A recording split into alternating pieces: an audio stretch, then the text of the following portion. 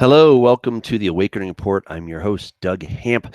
Tonight, we are going to take a look at the genetic apocalypse, secrets of the mark of the beast. I'm really excited about this. I wanted to do this several weeks ago, and YouTube went down, so I had to postpone that. Thank you, everybody, for waiting. But we're going to take a look at that. Before we get to that, I have a special announcement. I'm really excited about this, and some of you know about this already, but I've really kind of kept this under wraps for the most part, and that is that I am working on a movie trilogy. Again, very excited about it. It's a trilogy about a genetic final solution that threatens the human race and the rescue of a special but hated nation from the clutches of an evil and ascended master and the escape of a dark cosmic lord from his 1,000-year prison who leads the planet to overthrow the rightful king. Now, you might have heard this story, all right? It is based on the Bible. But here's the thing. This is going to be a major blockbuster Hollywood-style kind of movie. I'm really excited about it because I want to take the end times message and have it be something that is not cheesy. It's not, some of the what's the right word to use? I guess cheesy Christian stuff. But this is a kind of movie that you would enjoy seeing this, whether you're a Christian or not. And it's just an exciting movie. So it's going to be a trilogy. Movie one is about the mark of the beast. Now I'm using Christian buzzwords here, okay, just to kind of give you the snapshot of what this is going to be. But it's I kind of give you the log line. It's after Israeli soldier Caleb Baruch discovers a Nazi-like scheme to destroy Israel and enslave the world through human genetic alteration. He must warn his family and country before their fate is sealed forever. Movie two is, broadly speaking, about the opening of the abyss. And then movie three, again, broadly speaking, is about the final rebellion that Satan will stage, that final coup after the 1,000 years of peace. Now, we're doing our very best, and I say we because I've already hired a screenwriter who is working diligently on this, and we're putting together a story as close as we can to what the Bible says. Now, obviously, there's going to be some fiction in there. There's going to be some liberties taken where we have to just make a choice. But we're going to try to make it as biblically accurate as possible, but also a very exciting and compelling story. And so I'm really excited about the scene when Jesus comes back on his white horse and where he just does some massive butt kicking. It's going to be pretty amazing. So I would ask for you to just keep that in your prayers. If you know of someone who is a reputable movie maker, producer, that'd be good. We do have somebody already who is interested in helping us make this movie. So I'm very excited about that. And then we, of course, need money, right? It's going to take some money. But we have a plan. We're working on starting with a kind of a prequel to this trilogy and starting with a lower budget for this prequel movie. And then after we get that done, we're going to move up and move to the next thing. To the trilogy. So I'm very excited about it. People have been showing some amazing interest. People have already made some donations toward this. And it's just going to be great. And I think it's going to be a tremendous tool to share with people who want to see a great story, an exciting story, but also what the end times might look like. All right. So just again, keep this in prayer. If you can help me do some networking, if you know where to find money, all of these things are very, very important. And we already have an amazing start on this project. So with that, I'm going to get started on the next thing, which is our presentation for this show. It's the Genetic Apocalypse, Secrets of the Mark of the Beast. And this is a very interesting topic. Obviously, I think we don't even need to explain that, but this is really the seed of what Genesis is, or what Revelation is talking about. You had got in Revelation chapter 13. You have this beast who ascends out of the great sea, and then he has this thing called his number. the mark of the beast. And people have been wondering about this for a long time. Now, any of you that follow my work, you will, of course, remember um, Corrupting the Image, Angels, Aliens, and the Antichrist Revealed. This has been a very popular book. And I was so delighted to be able to do the research based on what we find in Genesis 3:15, that there will be this war between the seed of the woman and Satan's seed. We, of course, see the precursor to this back in Genesis chapter 6, when you have the Nephilim. And of course, there are many other things, and I won't explain the whole book. But that is part of this process that we're going to be taking a look at. So tonight, we're going to focus more specifically on the mark of the beast and what some of the technology and some of the sociological factors that are playing into this phenomenon. So let's get started. So first of all, in order for us to get to this mark of the beast, why would people ever take this thing? The Bible describes it as being something awful. If you take this, you are in big trouble. So why would people do this? I believe there are certain things that have been established to get people to that place. The first is this idea that there's no God. And this is now, it has a somewhat of a scientific ring. You have, of course, the work of Charles Darwin. You have Friedrich Nietzsche, both very influential men who have sort of thrown the seeds of intellectualism into this discussion, because this is a very important question. How did we get here? Where did we come from? Was the world created? Has it always been here? And so now, with the theory of Darwinian evolution, which, by the way, is losing a lot of interest in scientific circles, but at the popular level, it remains very popular because there really is no better alternative than what Darwin put forward. And so this is the beginning of getting people to this place to believe that they can become their own gods. And then the next idea, of course, is we evolved. And, if we've evolved this far, and if the universe has evolved, and there must be, if the universe is infinite, there must be an infinite amount of planets out there, and there must be infinite life forms because we evolved, and so therefore something else must have evolved. But here's the catch. If we have evolved this far, why shouldn't we keep evolving? Why stop? Why not take control of our own evolution and go to the next level? And if we can keep on going, then let's choose what we want to be. Maybe being human is cool for some people, but some people want to be cats. Some people want to be dogs. They want to be lions. They want to really change themselves. They want to be more demonic looking or even acting. And so maybe they can change who they really are. We're going to see that there are supposedly 71 genders. All right, talk about confusion. This is part of the confusion that Satan is sowing, so that they're not just two genders, male and female, which God clearly says in His Word, and for the last 6,000 years, roughly, has been pretty obvious. You got male and female, but now supposedly there's all these other genders out there. And then we've also made major progress in genetics. And so this, of course, is a good thing. This is a wonderful thing. And so many illnesses and diseases will decrease and be cured. And that's, of course, a good thing. But it can always be twisted. That's the problem. And then next, we have transhumanism, that you can evolve into what you want to be. You can augment yourself. You can take advantage of the technology and create yourself the way you want to be. So then it takes us to the image of the beast. This is part of the technology that I believe is coming.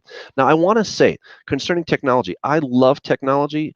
I use technology all the time, and I don't believe that people that are creating the technology that most of us are using, I don't believe these people are evil. I don't think they're trying to be evil. We're all fallen, and we all fall short of God's grace, of course. But they're not trying to take down the world by creating these different things, but any one of these things could be part of the bigger puzzle, the greater mosaic that will be this puzzle that we're trying to take a look at. And so we have virtual assistants. Again, I think this is just one puzzle piece in this bigger mosaic that we're looking at. We have Baby X. It's a kind of technology. I'm going to show you this a little bit later. But it's amazing. We have robot bodies. They're totally lifelike, and they can be used for all different kinds of things out there. And then we have the evil Antichrist, and he commissions his own likeness. And we have the image of the beast. He's ultra intelligent. It's lifelike. It has breath. Is it conscious? This is the big question. We don't know if it's conscious. Maybe it is, maybe it isn't. But whatever this thing is, it forces everyone to get the mark of the beast. And I'm going to make the case that that is a DNA change. And again, if you want to learn more about that in greater detail, you can take a look at my book, Corrupting the Image. And then, of course, the last thing is that you can live forever. That's why people are going to do this. It's not just so they can get through the checkout faster. It's not just because they're tired of carrying their wallet, but there's a greater goal, and that is to live forever. And so I believe that we're going to see the rise of the mark of the beast, which will be the ultimate upgrade. Now, God said something very astounding back in Genesis chapter 11. He said that man can do anything. Man can do anything. Look what he said. The Lord said, look, they are one people with the same language for all of them, and this is only the beginning of what they do. Nothing that they have a mind to do will be impossible for them. And this is why God scrambled the languages there at the Tower of Babel, because he wanted people to spread out, to populate the world. And they said, hey, let's build a tower lest we're scattered over the face of the earth. And so then God came and scattered it. Now, what we see is that the Babel effect is being undone, which is, again, a really cool thing. I use Google Translate all the time. It's a very helpful tool. It helps us to communicate with people from other countries, which is great because you can't always know somebody's language. And so it's great that we're overcoming some of these barriers. But as we do, it also means that some of those old dangers, those old threats can now resurface. And as we become one and we're working together, and the internet is just taking that to another level of collaboration between researchers and such. It's taking this to another level. And so as we overcome the Babel effect, we're going to see things change very dramatically. Now, when we take a look at Revelation chapter 13, there's some important things that we need to consider. John says, then I stood on the sand of the sea, and I saw a beast rising up out of the sea, having 7 heads and 10 horns, and on his horns 10 crowns, and on his heads a blasphemous name. Now, the beast which I saw was like a leopard. His feet were like the feet of a bear, and his mouth like the mouth of a lion. The dragon gave him his power, his throne, and great authority. And I saw one of his heads as if it had been mortally wounded, and his deadly wound was healed. And all the world marveled and followed the beast. So they worshipped the dragon who gave authority to the beast, and they worshipped the beast, saying, who is like the beast? Who was able to make war with him? Now, and when we look at the book of Revelation, we see that there are many symbols that are being used, and it's not always super easy to interpret what do these things mean. But if we take a look at what we saw in Daniel, the book of Daniel, we have there several different pictures of the same thing. Starting in Daniel chapter 2, remember that Nebuchadnezzar has this dream, and no one is able to interpret it for him until Daniel comes along and he says, "Oh, great king, you are the head of gold." All right, and so that's the Babylonian Empire. And then we have the chest of silver, and that's the Medo-Persian Empire. And then we come to the legs of brass, or the legs are in the midsection of brass, and then which is Greece, and then we have the 2 legs of iron, and then we have the feet where the toes and are mixed of both clay and iron. So we see there the Roman Empire, and then there's something about those toes that are going to be very different. And again, in the book of Corrupting the Image, I suggest that we have a intermingling of the 2 different kinds of the demonic and the human. Now, this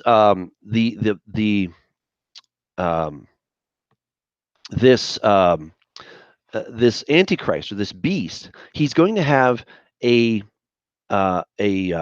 7 heads and 10 horns. Now, nobody that we know ever has that kind of perspective, doesn't have that kind of appearance, right? So again, there's something symbolic going on here, and it's probably that these 7 heads will be maybe 7 rulers.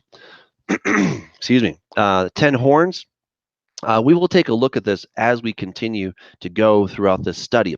But notice that the dragon gave him his power, his throne, and great authority. Now, Satan has to be very, very committed to give these things up, because last time I checked, Satan is quite selfish, and he doesn't want to give his power, his throne, and his authority to anybody unless it's going to further his bottom line.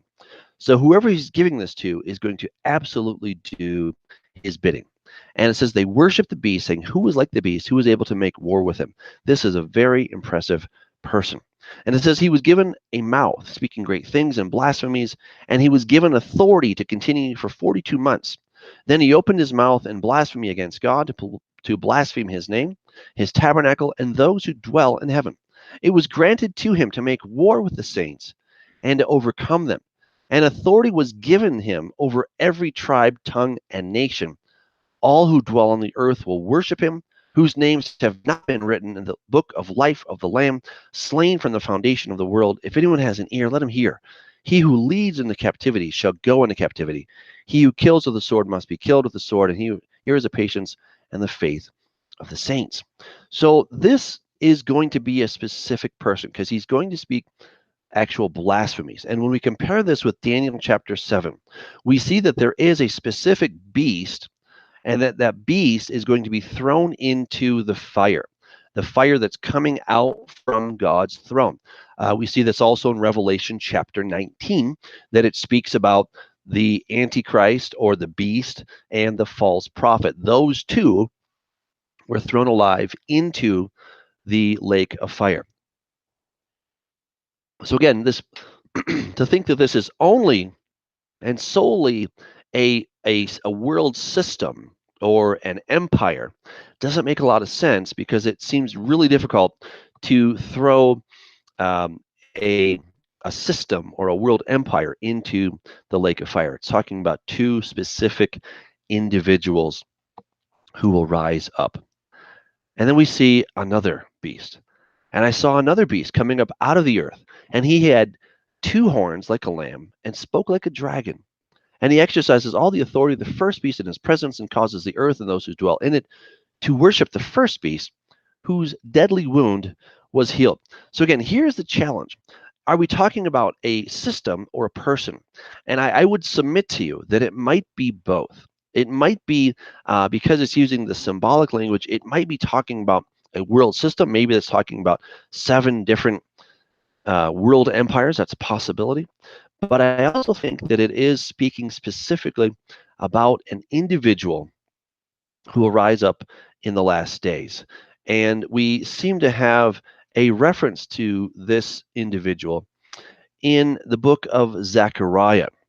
And speaking of this one who will come, that he will be someone who will have a head wound. And that is, again, something that would appear to be speaking of the Antichrist. Now, I'm excited because we're going to put all these details in the movie, and they're not going to be, blatantly obvious. Sometimes we're going to really try to craft this so it's a very exciting story. But for the adept, you guys will definitely see what we're getting at. So this one, he's going to have some kind of a head wound, and he's going to tell those who dwell on the earth to make an image to the beast who was wounded by the sword and lived. Now, an image, the Greek word here is icon. All right, we know that as the word icon. And an icon can be a number of different things. It could be some kind of a statue. It could be an icon like we have. You have the Nike Swoop, or you have the Coca-Cola Swoosh.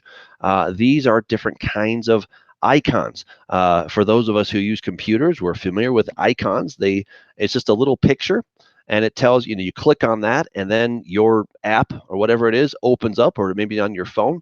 Those are little icons. And so we are all familiar with icons. So exactly what this is going to be, it may not be a statue. It could be, but we're not absolutely sure. But whatever it's going to do, This image will have the appearance of the beast. It will work for the beast, and then it will have the power. It will have the power to make everyone take the mark. It says he was granted power. So this is the icon, the image of the beast. He was granted power.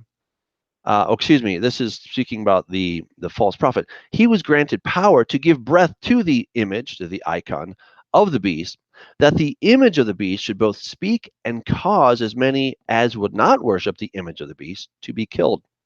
He causes all, both small and great, rich and poor, free and slave, to receive a mark on their right hand and on their foreheads, and that no one may buy or sell except one who has the mark or the name of the beast or the number of his name. Here is wisdom. Let him who has understanding calculate the number of the beast, for it is the number of a man. His number is 666 or 666, or we will take a look at every one of these things. All right, so many exciting things. We're going to discuss what is this mark? What is the number 666? What might that be exactly? How is it going to show up on the right hand? Is it something that's kind of stamped on your forehead, or is it something that shows up later? And those are some of the ideas that we're going to take a look at in this study.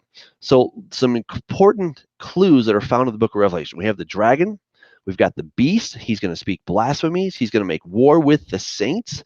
Now, the saints are those people that God called holy. Now, the word holy is often misunderstood. We think that it means morally perfect. It doesn't. We haven't found any morally perfect people since Adam. Okay, so we can kind of rule that out. Holy just means absolutely set apart. And I would make a wager that the holiest thing in your house is actually your toilet brush. Now you're going to say, wait a second, how can you say that? Well, think about it. If the word holy means set apart, and that is the actual textbook definition, something that's absolutely set apart for one particular purpose, then your toilet brush is, at least in my house, it only does one thing. All right, it doesn't do double duty for anything else. It only does one job, and then it just sits there until we do that job again. And so therefore it's absolutely holy. And we see the word kadosh, we see it used in a number of different places where it talks about, you should not let your daughter or your son be a cult prostitute. There's the word kedusha or kedush, which is speaking about somebody who is set apart for not a good purpose, but definitely set apart for a purpose. And so when we look in Deuteronomy chapter 7, verse 6, God says, "For you are a holy people to the Lord your God. The Lord your God has chosen you to be a people for himself, a special treasure above all the peoples on the face of the earth." So the holy people is speaking about the nation, not necessarily the modern state, but let's call them the Hebrews, the descendants of Abraham, Isaac, and Jacob. And this is a whole other discussion, but this is talking about the commonwealth. Paul talks about this in Ephesians chapter 2, verse 12, that you who were once far off, you Gentiles who were once far off, have now been brought near by the blood of Christ, and now you're fellow heirs, you're part of the commonwealth of Israel. And so anybody who, in a sense, believes in God, who is part of this commonwealth of Israel, Satan and the beast are going to make war against them. And so from the first beast, we're then going to have coming the second beast, and he's going to create the image of the first beast. And that is going to require all to take the mark of the beast. Now, if you take the mark of the beast, you are doomed. And what we're going to see in a few moments here is that in order to be doomed, you must do three things: worship the beast, you must take the image, right, worship the image as well, and then take or receive the mark. All right, so we're going to come back to that in just a moment. So let's now turn our attention to say, how are we going to get there? How will humanity get to that place? And I think we've already laid out a few things, but we're getting we're definitely getting there. So again, we have this idea that there is no God, thanks to Darwin, Friedrich Nietzsche. We have evolved, therefore keep evolving. And you can choose what you want to be: human, animal, demonic.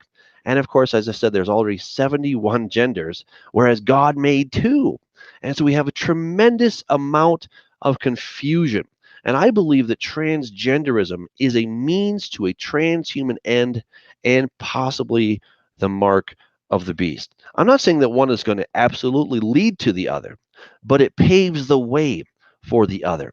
It sets the stage so that when we get to the time of taking the mark, people say, well, we've already overcome so many of these obstacles, and you can decide your own gender. You can change your sex if you want. You can decide it's not male or female, but something else. You can make up your own thing. And there's so much confusion that this is going to play into the hands of the enemy so that people will be willing and really caught off guard when they take this thing. Now, according to CNS News, Dr. Paul McHugh, he's the former psychiatrist in chief for Johns Hopkins Hospital. Now, that's a very distinguished hospital. And its current distinguished service professor of psychiatry said that transgenderism is a mental disorder that merits treatment, that sex change is biologically impossible, and that people who promote sexual reassignment surgery are collaborating with and promoting a mental disorder. And sadly, this has been well received. Many people in Hollywood and other places think this is absolutely normal. And if you speak out against it, you're somehow a bigot, you're just not a nice person, and they want to give you a piece of their mind if you speak out against it.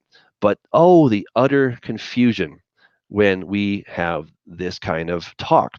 And there's purpose, I believe they're purposefully creating confusion over the two genders that God created, because again, it sets the stage for what is coming. And God says that he created man in his own image, the image of God. He created him male and female. He created them. So now if there's 71 or whatever it is, um, are those in the image of God? Well, that's a good question. But again, is there even a God? That's the bigger question for some people.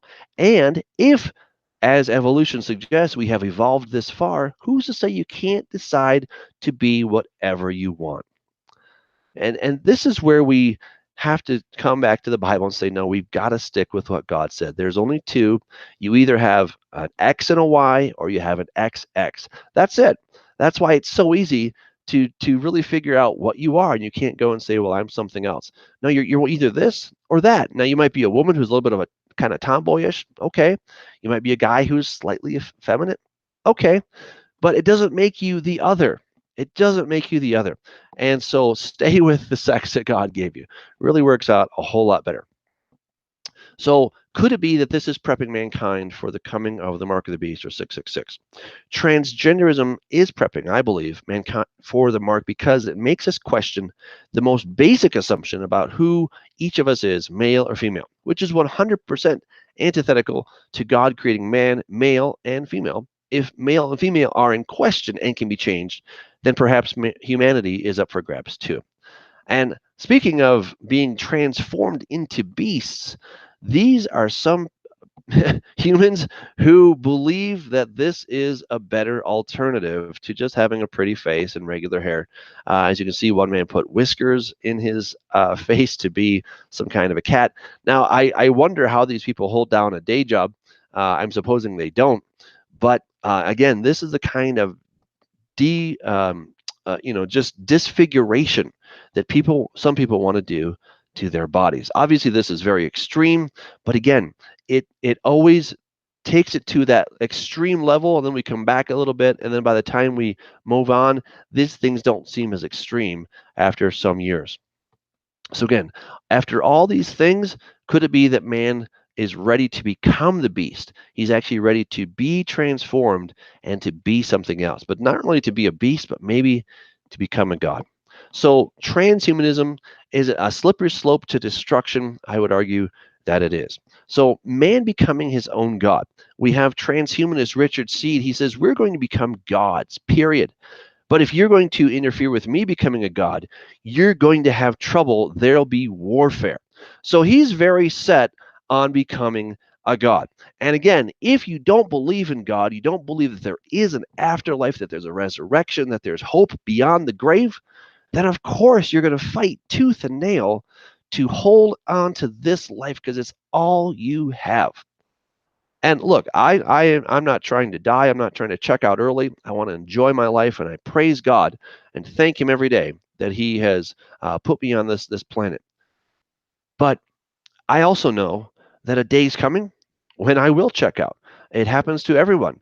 And I'm okay with that because there's something far better when he comes and gives me my resurrected body. That's going to be way better. But again, if this is all you have, then you're going to hold on to it with everything you can. Now, concerning transgenics, genetic scientists have already incorporated selected spider DNA into goat embryos to engineer a hybrid spider goat. The result is a goat that looks like a goat, acts like a goat, but produces milk which contains proteins, which when treated produce a very close imitation of the valuable spider silk. So you have already these things that are happening. The green eggs and ham, Taiwan researchers have mingled the seed genetic material of pigs with jellyfish that glow in the dark to create real life green eggs and ham. And they claim that while other researchers have bred partly fluorescent pigs, theirs are the only pigs in the world which are green through and through.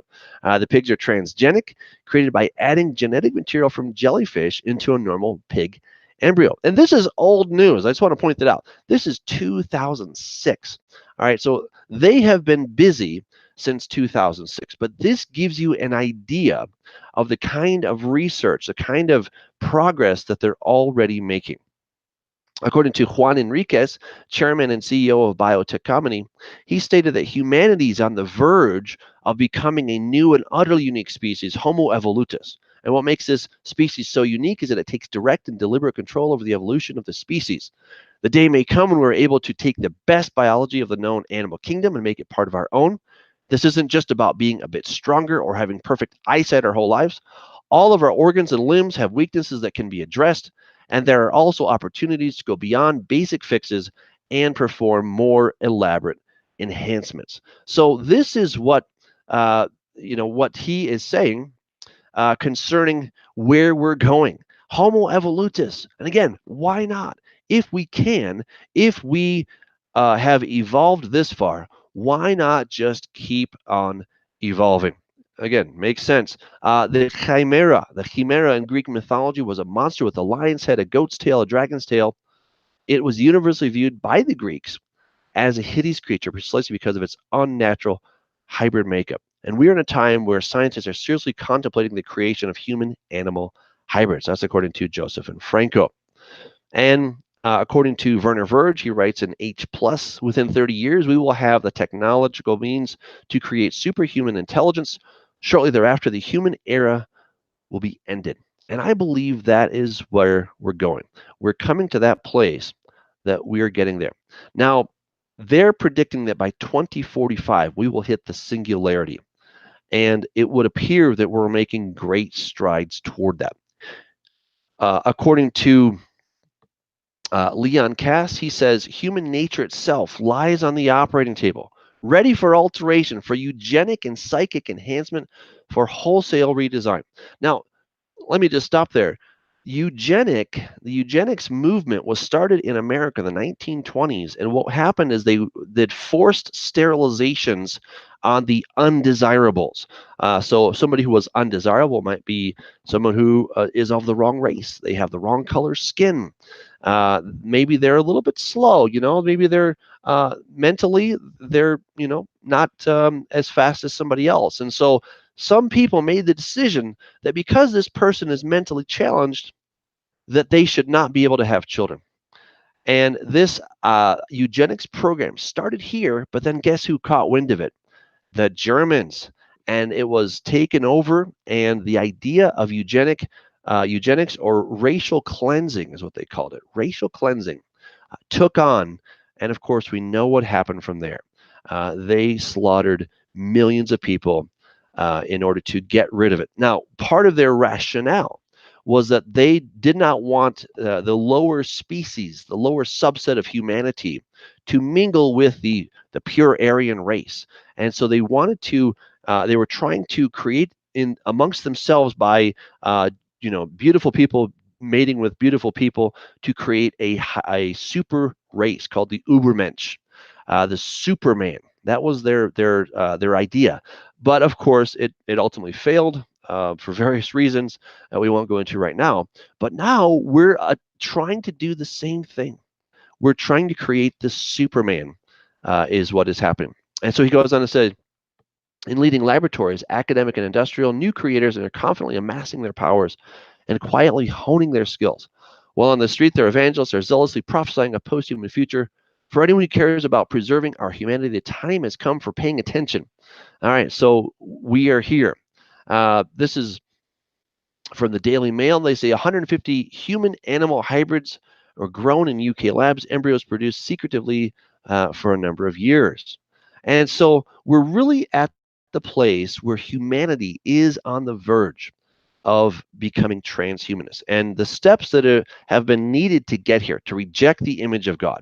First of all, that man has had no fear of God, which is only natural if people feel that God has been disproven through evolution. And of course, if there is no God, then there is no need to submit to his word.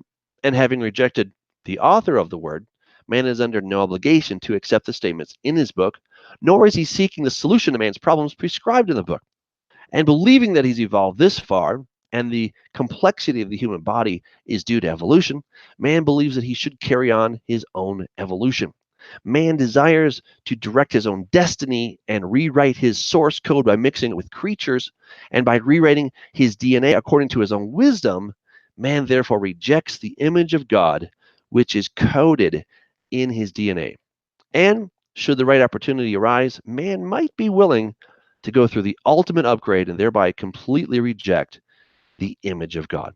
I believe that we are seeing these things unfold before us. Here's what Elon Musk says concerning artificial intelligence. He thinks it's our biggest existential threat and that we are summoning the demon. Now, these are powerful words. Now, it doesn't mean that we have to believe that everything Elon Musk says is true, but he is somebody who is in the field. Obviously, the Tesla cars are very much into computers and AI and all kinds of things. And so he's kind of someone who is an insider to this discussion. And he says we should be very careful about artificial intelligence. If I had to guess at what our biggest existential threat is, it's probably that. So we need to be very careful, said Musk. I'm increasingly inclined to think that there should be some regulatory oversight, maybe at the national and international level, just to make sure that we don't do something very foolish. With artificial intelligence, we are summoning the demon. And all those stories where there's the guy with the pentagram and the holy water, it's like, yeah, he's sure he can control the demon. Doesn't work out, said Musk, talking about computer science, AI, space exploration, and the colonization of Mars. So again, the hubris on the part of humanity is like, oh, we got this, we can control this. And then he summons the demon, and suddenly he discovers the demon's far more powerful than he could have imagined. And I believe that is where we are. Now, it's interesting in Revelation chapter 9, we see something that doesn't say they're immortal, but it sure sounds like these people are immortal. It says they were commanded not to harm the grass of the earth or any green thing or any tree, but only those men who do not have the seal of God on their foreheads. And they were not given authority to kill them, but to torment them for 5 months. Their torment was like the torment of a scorpion when it strikes a man. In those days, men will seek death and will not find it. They will desire to die, and death will flee from them. Now, wait a second. Sadly, we see that people commit suicide each and every day. And, if you're desperate enough, if you're just so down on life that you want to end your life, most often you can find a way to do that. It's sad to say, but it's true. And so, how can it be that in those days you have people that want to die? They're going to seek death and they won't find it. So if you cannot die but you want to die, what does that make you? That makes you immortal. Now, don't get confused. I'm not suggesting that these people have the same kind of immortality that God can give. Not at all. It's a very different quality of immortality. But in the sense that their body will not die when they try to kill it, they have that kind of immortality. And so much so that death will flee from them. So maybe they're able to kind of kill themselves. Maybe they jump off a bridge and they break their legs, but they don't die. Maybe they stand in front of the train and they kind of get all smushed, but then their body regenerates somehow. It's able to keep on living. What I'm predicting, and again, this is going to be in movie number 2, is that we're going to have a class of zombie-like people. That they're going to be people who will have taken the mark, and they're going to realize that they took the wrong path, and they're going to want to end it all. and they're going to seek death, but they won't find it. They'll try to kill themselves, but they won't be able to. But they're not able to kill themselves because immortality is what they wanted. They wanted to take the mark of the beast so that they could live forever and not die. And then that's exactly what they get, and they discover it's not what they want. Now, it's interesting as we see here that there's also another saying, do not harm the earth, the sea, or the trees till we have sealed the servants of Argon on their foreheads. So what the enemy does in his counterfeit way, God also does in his archetype way. He's the first to do this. Now it begs the question: will there, be a mark on the servants of God on their foreheads, something that you can see? Is it more in the spiritual realm? Is it something that's invisible? We don't know the answer to that question. But however it happens, God is going to also seal his people. Now, I want to draw your attention to how quickly technology is advancing. So if we look here at the calculations per second per $1,000, starting in the 1900s, it was way low. You could only do very, very little. And then as things continue to increase in technology and complexity, we go from the electromechanical to the relay to the vacuum tube. To the 1970s, we have the beginning of the transistor. And then in the 1980s, we have the integrated circuit. And that's when things like Apple and Microsoft show up because of those integrated circuits. And then, of course, we get to the 2000s and beyond. And you can start to see that we have a parabolic curve. All right, you can see that this curve is starting to go up, and eventually it's going to go up so high that we're going to hit what people are calling the singularity, where technology is increasing so quickly that it's a parabolic curve. And so if we look at 120 years of Moore's law, again, kind of a similar type of graph, but we can see all the different kinds of computers that have taken off. Again, we can see that curve that it's becoming parabolic, and it won't be long until it's just a straight up line, and that means that technology is increasing so quickly that really the sky's the limit. Now, compare that with this other graph, and I show this not because I necessarily believe it, but this is the mentality that many, many people have. And so there's a bias that's built in. The bias is it's our destiny to evolve. You know, years ago, the many of the colonial powers believed that it was their manifest destiny to colonize other parts of the world. The white man, to some degree, had this manifest destiny that he was supposed to civilize the rest of the world. All right. So right now, of course, that's really fallen out of vogue, and we have something different now. Many people believe that it's our destiny to evolve, and so we hear this kind of language all the time. Well, we've evolved this long, and we it's taken us millions and millions of years to evolve to where we are. And so here we are. So let's keep going. So the inherent biases of evolution is that we mysteriously evolved from non-life. Therefore, we can and we must eventually evolve to the next level. And now humanity is at the place where we can actually decide what we want our evolution to be. And so you can see we go from abiogenesis. Abiogenesis means biogenesis from non-life, okay? That somehow we went from rocks, we went from mud to now somehow getting life. And nobody, of course, knows how that actually happened, but hey, it happened, so it must have happened, right? It must have happened all by evolution. And so now we come to this place in our digital future. You can see that we have cells, we have human evolution, and then our brains, all right? Again, those just evolved somehow. We're not quite sure. They're pretty amazing machines, and then what comes after the brain?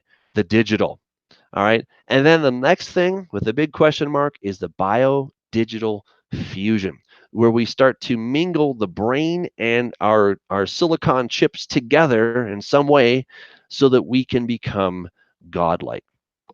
Now, again, is it wrong to enhance ourselves with some type of technology? Well, not really. There's nothing inherently wrong with that.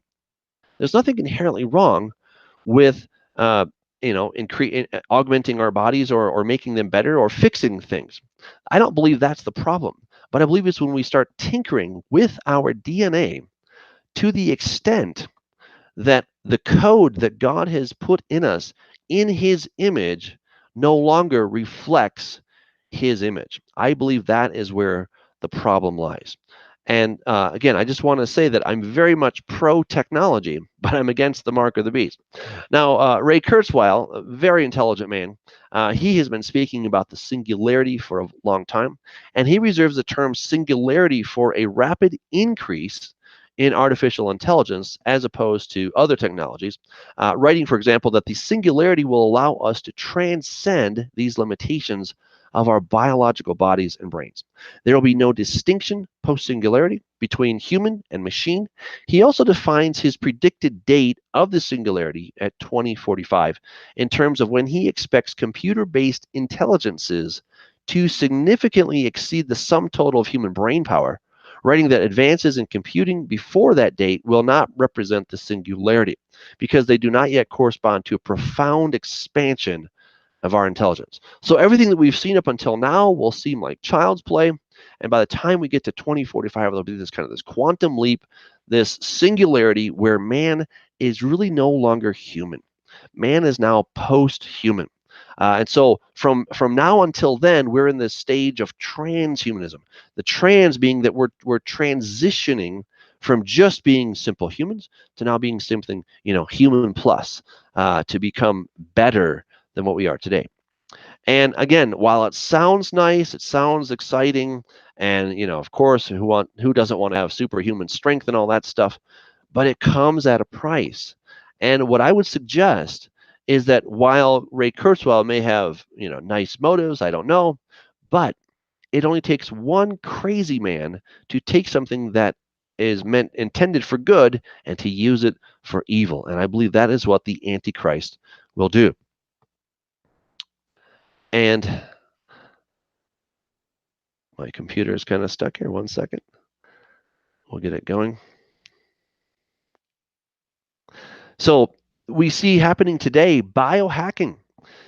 This is happening today. Gabriela Lucena, who achieved night vision and can see in the dark. There's Kevin Warwick, whose project is to connect the human brain to the internet.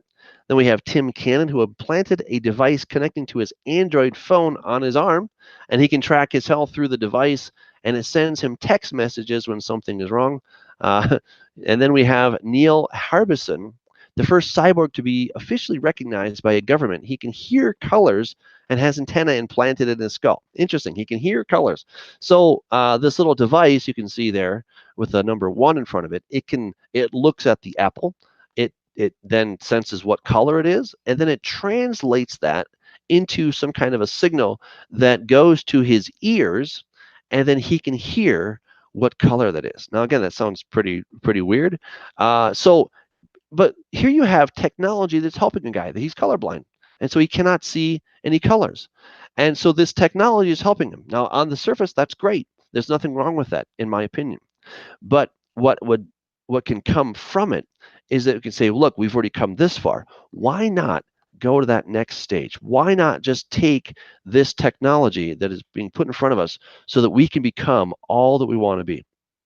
Number 5, magnetic implants. Biohackers have achieved a sixth sense to feel the electric fields and the magnetic fields in their fingers. This is kind of a sort of a second touch. It sounds really sci-fi. It does sound really cool that I can actually feel some kind of a magnetic pulse through my fingers. But again, does God want us to have this? Is this something that we should have, or are we playing with the demons? That's the real question. Or how about uploading your consciousness to the internet? It's theoretically possible, claims Stephen Hawking, who is no longer here to see that as a reality. And then the human body as a power source, the Naomi Kisner project. So see, these are just some of the biohacking things that are happening today, transhumanism that's already happening. Now, it may come that it may be unethical to not use engineering. That's the genetic engineering. So some people may argue that not using genetic engineering is unethical because it condemns children to preventable suffering. And I would argue that the mark of the beast will likewise be argued that not taking it is unethical since it condemns to death. It's kind of the whole question about vaccines. People can become very emotional and passionate about whether their children should take vaccines or not. All right. And some people say you are being absolutely ridiculous and unethical, and you are not taking care of your kids by not vaccinating them. And of course, some parents would say, well, I don't want to vaccinate them because I think I'm exposing them to, harmful things. All right. And so it really has this huge question, which is the right path to take? And it may be that we get to a place where the technology is so good, theoretically, that people would say, you are being a bad parent by not giving this to your kid, by withholding this technology from your child. You are being a bad parent, and your kids should be taken away from you. Now, again, just to demonstrate how far along we are, you can literally buy a do-it-yourself bacterial gene engineering CRISPR kit for $160 on the internet today. You can buy this and you can start tinkering in your own basement or garage and start changing things at the genetic level. So this is what's important to understand. This is not something that's 20, 30, 40 years away, and the genetic engineering can only happen in big fancy laboratories. No, it can happen in your home laboratory for a mere $160. Now, you're probably not going to invent Frankenstein with this thing, but again, it shows you how accessible the technology is. And it may be that we're going to come to the technology that is going to allow humanity to change radically. Now, I'm going to skip this video. I would encourage you to check this out on the internet. This is the CRISPR-Cas9 gene editing, and it just gives a basic summary of what that is. I'm not going to show it for reasons of licensing, and the audio may not come out clearly. But I will kind of give you the just the basics of here. So people have speculated that CRISPR-Cas9 technology could eventually be used to rid the world of disease entirely or reverse aging. And while we're not quite at that level yet, CRISPR certainly is a powerful tool, and it has the potential to change the world we live in. For example, we can end disease potentially, design our babies, or possibly eternal youth. And the way that it happens essentially is that using the CRISPR-Cas9 technology, we're now able to edit genes in a living organism. And that's very, very important to understand, that you can now edit genes in a living organism, not something that's just in the petri dish and you're kind of starting off from just a little colony of something. But no, we're talking about actual people or animals or things that are already alive, and you can go and you can swap out the DNA. Just think of it like you might in a Word document, you might highlight something and then you might copy and paste. That's the kind of simplicity that we're talking about. And so now if you can take the code for designer babies, you're like, I want my baby to have blue eyes, okay, or I want my baby to have long legs, or whatever it may be, then you can isolate that particular gene and stick it in the code. All right, so you can literally have these designer babies. All right, but of course it starts with ending disease. And of course, who doesn't want to end disease? I want to end disease. But if we do that, should we then also go to designer babies? Some people's going to do it. Some people will do it. And then what about eternal youth? I mean, goodness, do I really want to get old? Do I want my mom to get old? Do I want my wife to get old? What if we could all stay young? What if we could keep that life going for a long time? These are the questions that we are going to be confronted with. However, as we all know, with great power comes great responsibility. In 2015, the world saw the first instance of genome editing in human embryos. While these embryos were, in fact, not viable for life, it created a huge uproar. And it will probably take years for genome engineering to become commonplace, but one could imagine the path it might take. We'd start by correcting genetic diseases and fighting disease. The question may even change from, is it ethical to use it, to, is it ethical not to use it?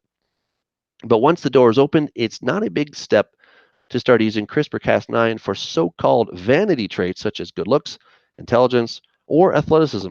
And as Dusan said, once the discovery is made, it's out there. All right. So it's hard to put the thing back in the bottle. But of course, there could be a darker side. Maybe some dictator might say, well, this is how we're going to do it. Everyone has to be transformed. And this is what I would suggest sounds like the Antichrist from my perspective, that the mark of the beast is going to be a genetic transformation in the person. And once it's out there and they say, look, everyone has to get this, this sounds a lot like the Antichrist to me. Now, there was a YouTube video out there, and there was a question in the comment section with CRISPR-Cas9, what would you change? And these are real responses from people in the comment section. You can see the YouTube link down there if you want to go and check that out. You can see the responses. One person says, I'd like to be taller. Okay, one is, I would just like to not have muscular dystrophy. That's all I need to be happy. One says, I'd like to be Superwoman. I wish I were smarter than everyone, to have Spider-Man's powers. I would fix the genes that cause EDS so I'm not a cripple anymore. Well, that sounds, of course, very noble. Here, I would like to have eternally perfect health. Wow. So these things that people are asking for, they would like these things if they could actually do it. If CRISPR-Cas9 could deliver on these things, it looks like a lot of people would have very direct ideas of what they would like to change. And then the last one, I think the rewards far outweigh all the risks. I'm all in for fully legalizing gene editing with peer review oversight, of course, right? So again, this just gives you a little snapshot of what people are thinking about gene editing. They're all for it, and the technology is just advancing faster than we can really keep up with. It is progressing very, very quickly. Now, what's amazing is that there's a plan that God has for us, and it's far better than transhumanism. And I think this is where we believers need to come to grips and say, maybe we've missed the boat a little bit on what God would have for us. So God has already intended for us to be immortal. All right, so that's something that he already has in the works. He wants to give us angelic-like bodies when we arrive on the other side, and also to be disease-free, super intelligent. These are things that are waiting for us, and limitless powers to move mountains. Now, this one is a little bit controversial because Jesus talked about moving mountains if you have the faith to do it. And I haven't seen people be moving mountains lately. I have not been moving mountains lately. So it begs a question, is there something out there that we are not taking advantage of that God wants us to have? And I would argue yes. I would turn you to the video that I made called Rethinking Prayer, and take a look at that. It's 3 hours, and I go into a lot of detail about quantum physics and uh, neurological pathways and other things. Very exciting stuff, and you can just get an idea. I believe that we're leaving a lot of things on the table that God wants for us to have, and I believe that if we were actually to be using the powers that God has for us, and I don't mean powers like Superman powers or something like that, but I mean just the prerogatives, the benefits, the blessings that He's already said are ours, but most of us just don't really believe them. And if we were to take advantage of those, then we would not be that impressed by transhumanism. But because the church, by and large, and I include myself in this, because by and large, we don't really believe what God has said when it comes to healing and to this amazing kind of faith, like we used to see back in the days of Elijah, Elisha, of course, Jesus, the disciples. That kind of faith, if we were to be doing those kinds of things, we would not be that impressed with transhumanism. We'd be like, well, of course I can heal. I mean, I don't heal, God heals, but He's said that I can have this type of power working through me, His power working through me to heal and to do these things that are needed to be done. And sadly, we don't take advantage of it. So now the transhumanist promises are similar: to be immortal, to have a bio-robotic kind of body or something like that, to be disease-free, super intelligent, and have enhanced senses or powers. But you see, God has already promised us these things, and I would suggest that many of us, probably most of us, don't really believe that those things are available for us today. So that's something that each of us needs to kind of look deep within and say, okay, Lord, how am I missing it? How do I change this? What can I do? All right, so this leads us now to what is 666? This is the big question. So it says here in Revelation 13, He causes all, both small and great, rich and poor, free and slave, to receive a mark on their right hand or on their foreheads, and that no one may buy or sell except the one who has the mark, or the name of the beast, or the number of his name. Here is wisdom. Let him who has understanding calculate the number of the beast, for it is the number of a man. It is his number is 666. Now, here's what I want to suggest: what the mark is not. All right, I do not believe that is an RFID chip. When these came out, they're pretty amazing. They're now in all kinds of packages, so that Amazon is toying with having stores where they don't really have any employees. You can just go in, get what you want, walk out, and the sensors will know that you have it, and they'll just they'll bill your credit card. So RFID ID chips. Now think about it. If you can put this thing in, you can also take it out. And it would be probably awkward to put this in your forehead.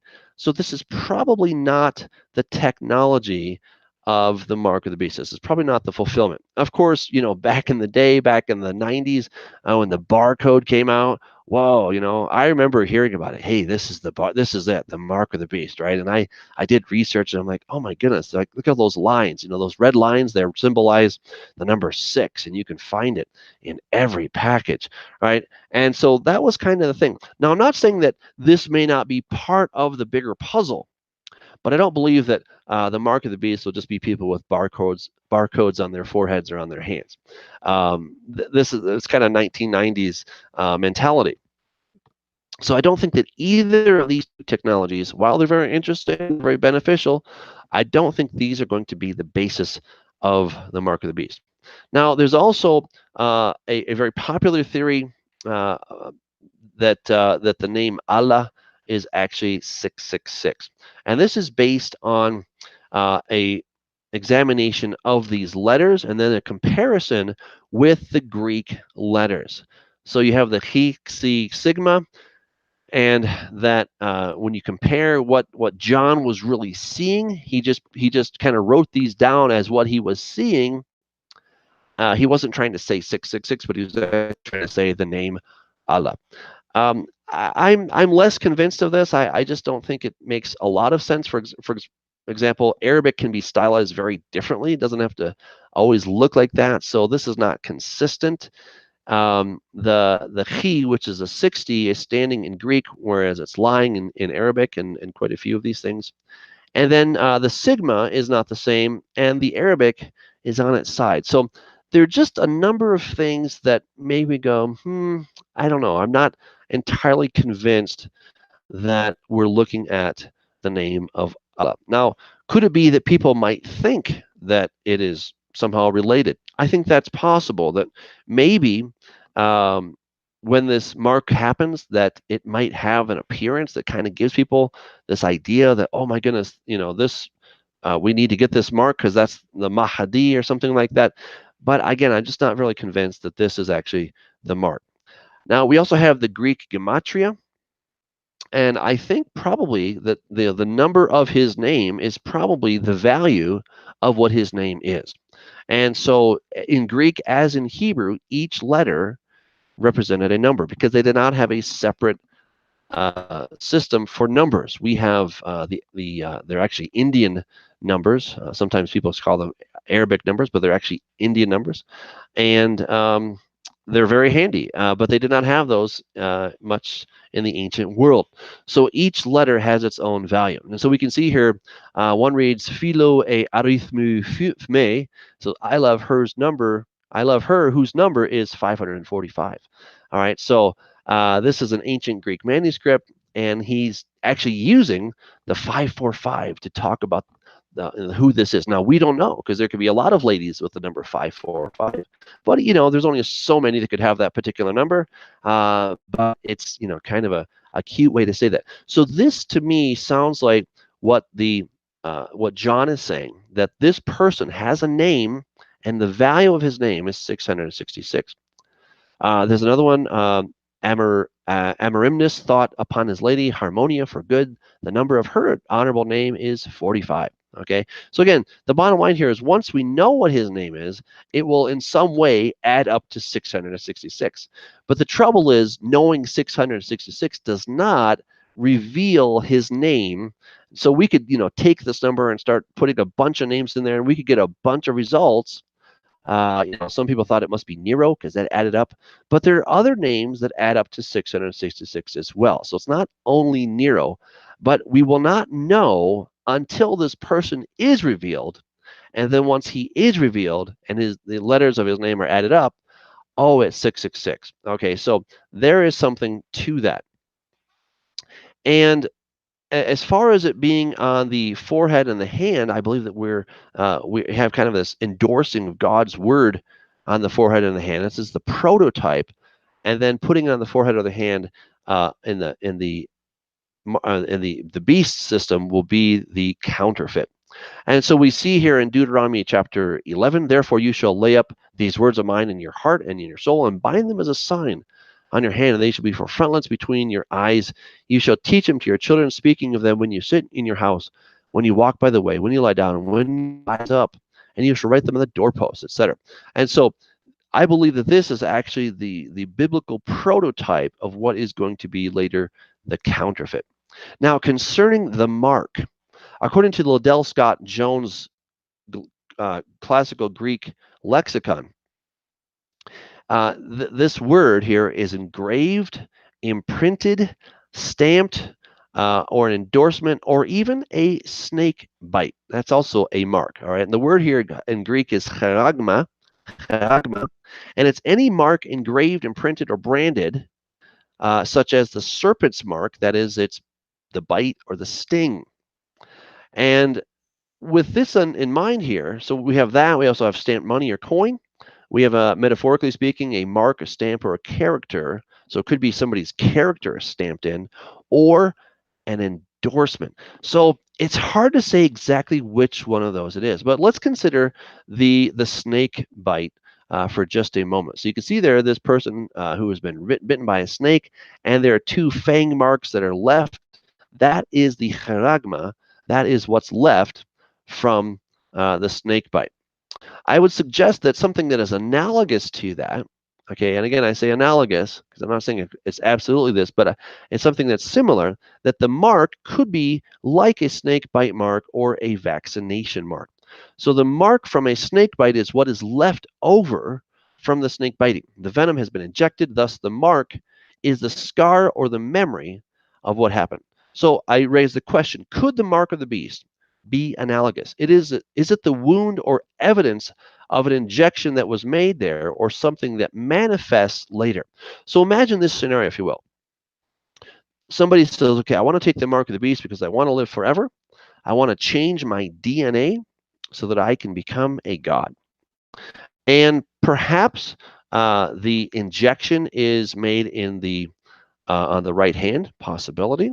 That does seem less likely because we don't put things on our hands, though it is interesting that the hand, at least in Hebrew, can be from your fingers all the way up to your elbow. That's considered your hand. So that's one possibility. But maybe it's also something that will manifest. So after you've taken this, that there will be some kind of a growth that emits, that comes out or manifests on your right hand or on your forehead. So what I'm suggesting here is that the mark may not be the thing that you're trying to get. It may be the thing that you receive after the fact, that you can definitely see the mark. It's evidence that you have received whatever it is you're supposed to receive. And this now becomes proof positive, just like these two photographs here of these people who have a scar from getting a vaccine. They didn't get the vaccine so they could get the scar. The scar was what they got because they supposedly got some benefits from the vaccine, and the scar was something that was left over. Now, another possibility, and this is coming from T. Huber. He's a PhD candidate in pharmaceutical sciences at University of Kentucky. And he contacted me probably about a year and a half ago, and he shared with me this really interesting idea. He said that the average molecular weight of one base pair of DNA and RNA is 666 grams per molecule, or 666 atomic mass units. And I would just, my jaw hit the floor. I'm like, seriously? And so he explained this. It was pretty interesting stuff. Wow. Here's maybe another way we could look at this of what the mark of the beast could be. So he was suggesting, he said that he was reading my book, Corrupting the Image, and he started thinking about this, and he's like, wow, could it be something at the molecular or the DNA level? And so he went ahead and did this, and he found that it comes out to 666. So pretty wild stuff there.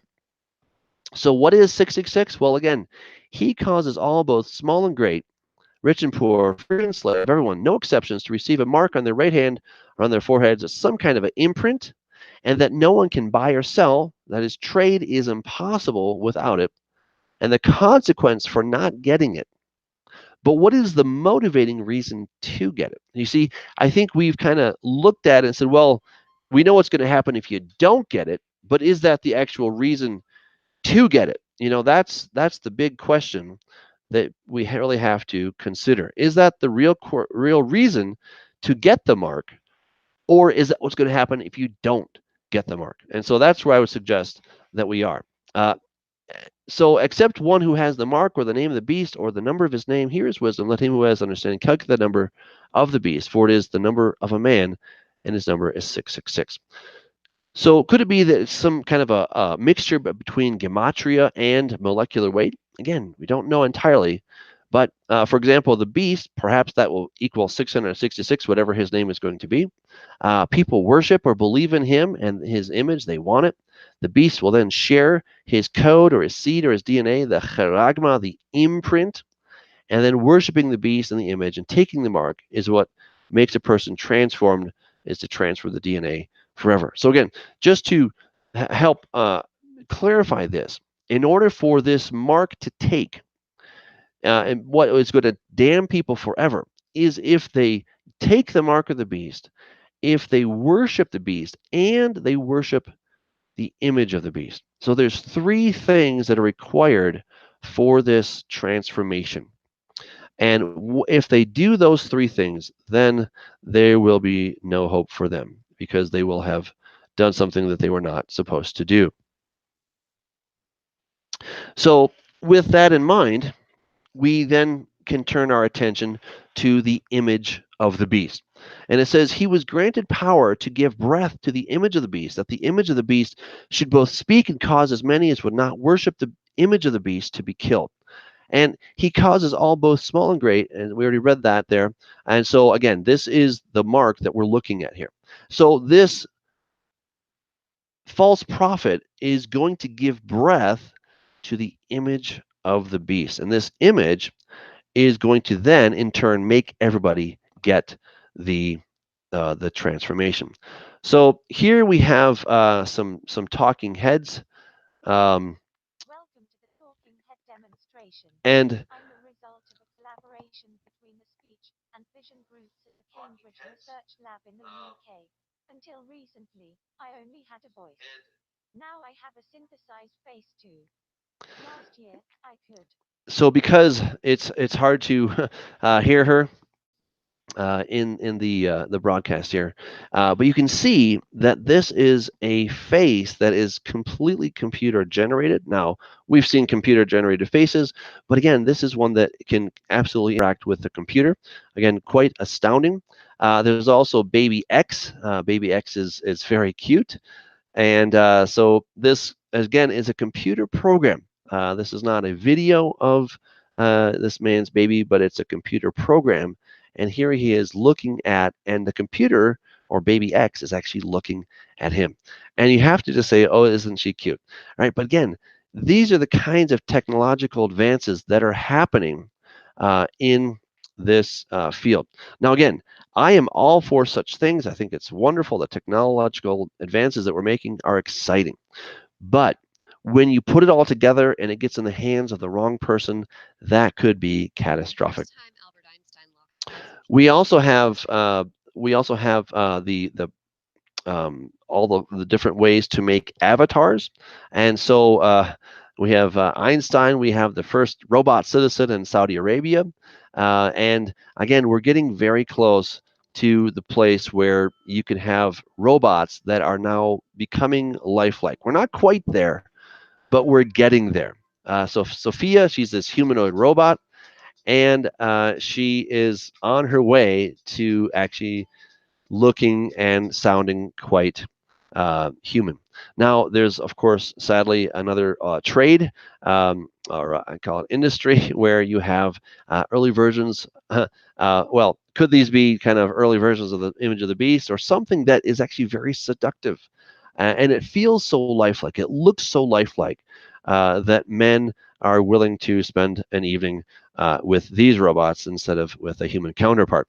And again, it is something that is happening now, and it will not be long until this becomes a huge, huge industry. Now, not that it should be, but that is where we're going. So it's the combination of worshiping the beast plus the image plus worshiping the image, and that is going to lead the transformation. And after that happens, there's no going back. And so we see in Revelation chapter 14, the third angel followed them, saying with a loud voice, if anyone worships the beast in his image and receives his mark on his forehead or on his hand, he himself shall also drink of the wine of the wrath of God, which is poured out in full strength in the cup of his indignation. He shall be tormented with fire and brimstone in the presence of the holy angels and in the presence of the Lamb.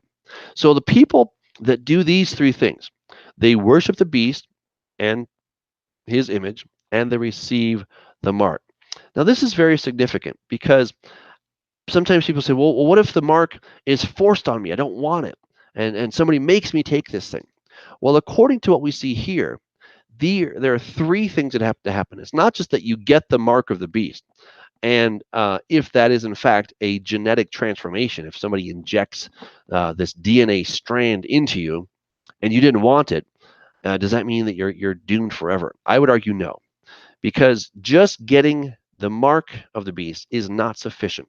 They have to get the mark of the beast, and they have to worship the beast and his image. So it's these three things. So they worship and serve the beast and is in favor and welcoming what the beast stands for. Then they have to worship and serve the image. Again, this person is in favor of and welcomes the image and then receives or welcomes the mark. If these things happen, then there's no undoing it. Now, this is important because the person is ideologically in favor of the beast. He won't and cannot be forced to take the mark. He must want it. And it's very interesting, some of the research that's being done, in particular by Dr. Bruce Lipton. He says that our beliefs control our cells. And so here you can see a very a close-up of a cell. This is, of course, an animation, but this is a close-up of a cell wall. And nothing can get through if the cell senses that there is danger out there. And so if there's danger, then the cell was going to literally close up. So, from belief or worship to transformation, first, the mind has to believe something to be true regardless of the reality. Then the brain is going to send a signal, electrical or chemical, to the cells. And then the environmental stimulus binds to cell membrane. Chemical reactions inside cell reaches the nucleus, and a gene becomes expressed as a protein. That's what's happening in a nutshell in the cell. So, first of all, the mind has to think something to be true. Okay, so imagine that a zebra is being chased by a lion. The brain sends signals to the chemicals, hey, we're being chased, we got to run. And so what happens is the cells close up shop. They don't let anything happen anymore. They really shut down, and then all of the extra energy goes to the legs and the blood to the legs so they can get away from the lion. And so all the things that were happening in the cells, all the different processes and the different transformations come to a stop. And then once the lion goes away, the zebra goes back to being in a relaxed state, and then the production continues in the cell as before. And this is because it senses that there's danger. So if somebody wants to take the mark of the beast, they have to be in favor of what is happening. And only then, if they're in favor of that, and so with that in mind, we're looking at the membrane, and we have receptor proteins. These receptor proteins are going to receive some kind of an extracellular messenger, which will then send a signal to the intercellular member, and the chemical messenger, a ligand, is going to come and it's going to send a signal into the cell. And that's called the effector protein. That's inside the cell. But again, if the cell senses that there's bad times coming, it's not going to allow various outside things into the cell. And so there is communication between the inside and the outside of the cell. This is very, very important to understand. And again, we're talking about the mark of the beast.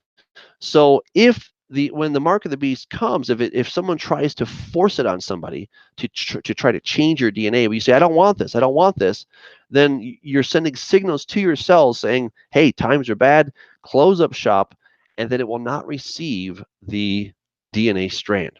But if you like it, then things will open up and it will be received. And so this is important to understand because this is kind of the same idea as a placebo effect. And we've all heard about placebos. Um, they work somewhere between 18 to 80% of the time, and it's not just in your head. It actually the placebo. What's a placebo? A placebo is essentially a sugar pill that you believe to be the real thing. You don't know that it's a sugar pill. You've been told, here, this is a pill that's going to take care of your different problems. It's going to help you dilate your bronchi. This pill is going to heal your ulcer. This pill is going to make warts disappear. It's going to drop your blood pressure, and it's even going to make bald men who think they're getting Rogaine grow hair.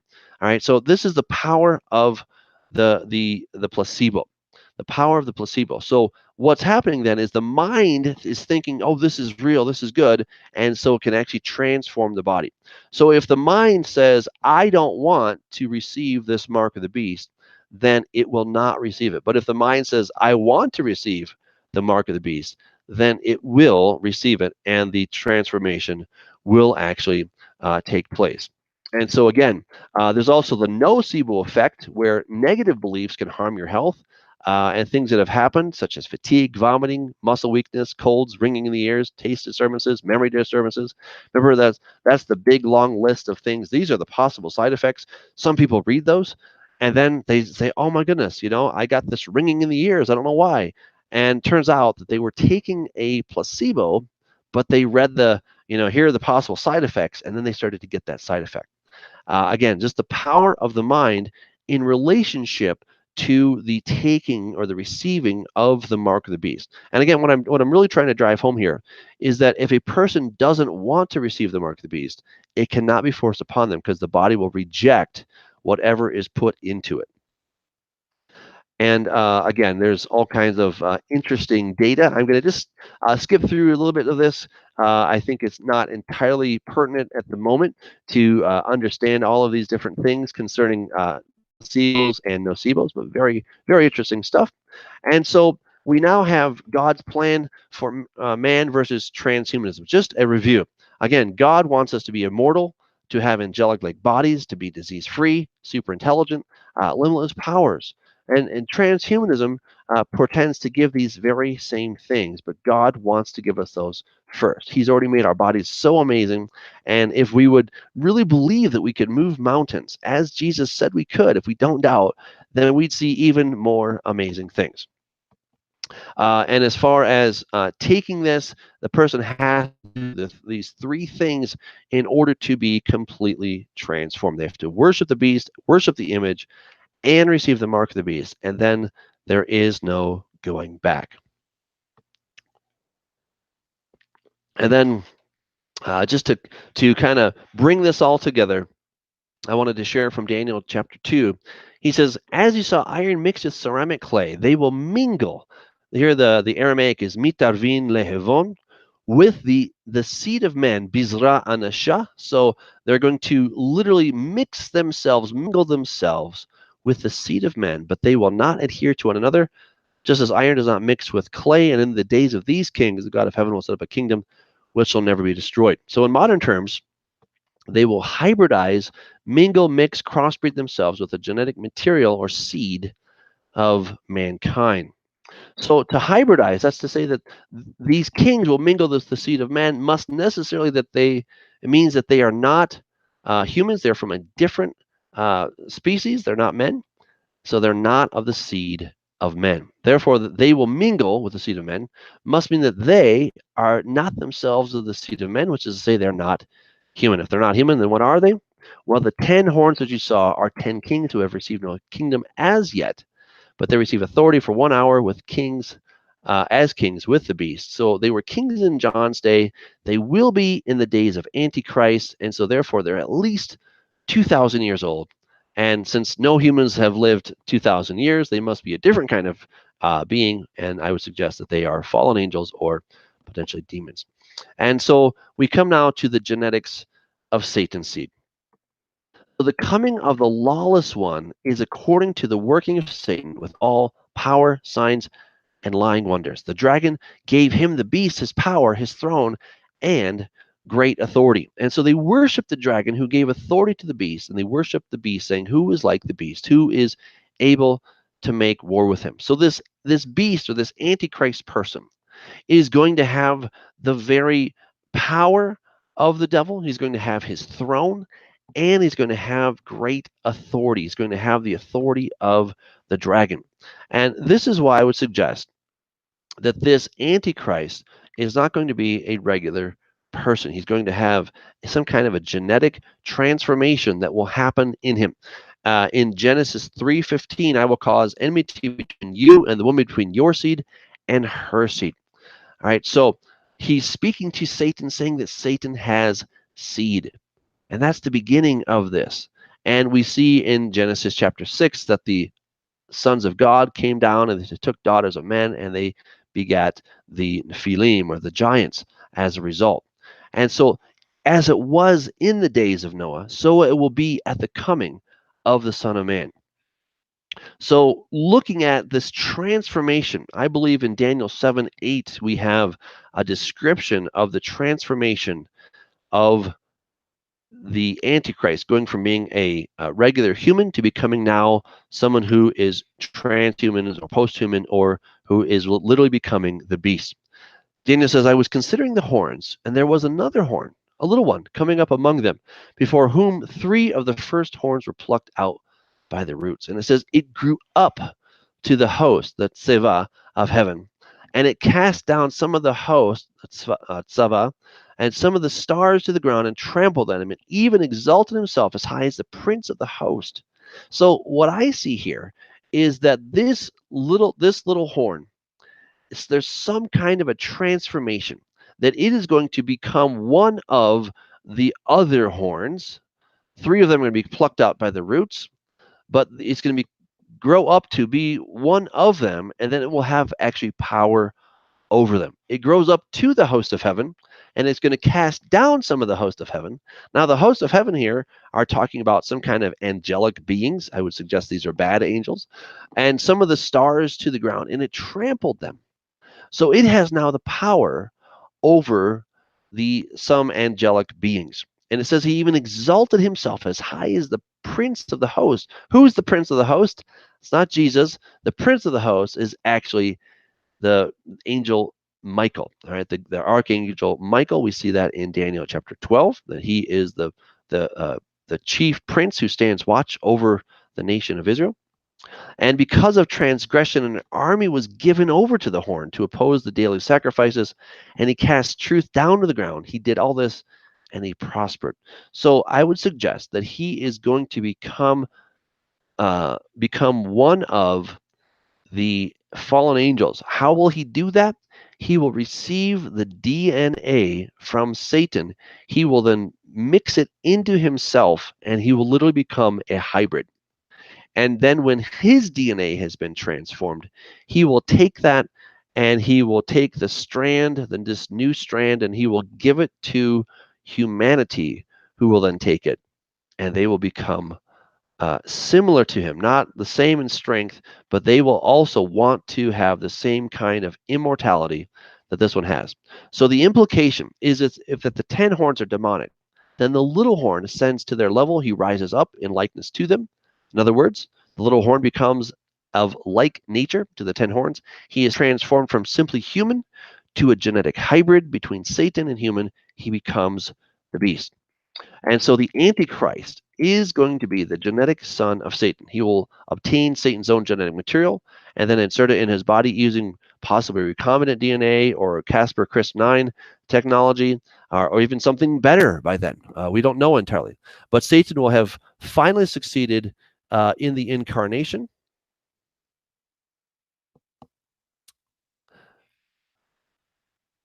He will have finally succeeded in imitating the incarnation.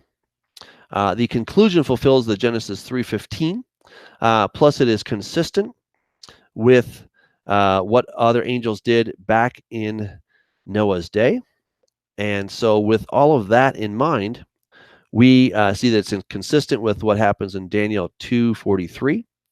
It's consistent with the technology of transhumanism in that dissimilar kinds can now be mingled, and is also consistent with the research of Dr. John Mack as well. And